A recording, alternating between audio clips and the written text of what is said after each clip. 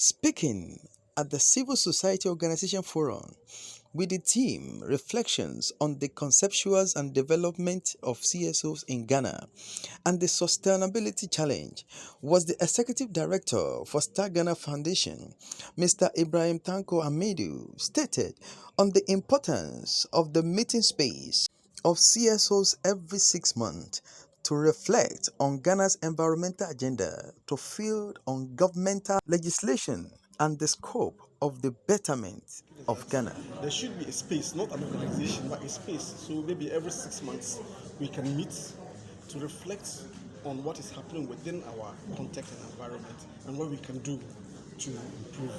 So as has been mentioned, government is thinking about legislation.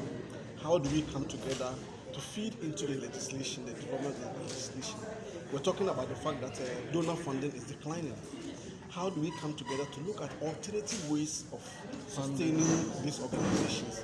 We're talking of the fact that questions are asked. Don't CSOs, who are you accountable to?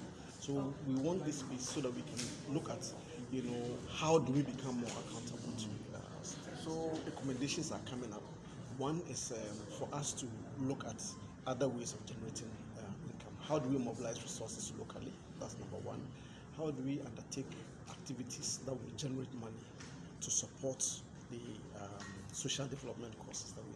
How do we even cut our costs? Because people have mentioned the fact that CSOs, sometimes when you go and ask somebody what is an NGO, the first thing that comes to mind is those who ride in the V8s or four-wheel drive. So how do we become more cost efficient so that we can use that money for development purposes?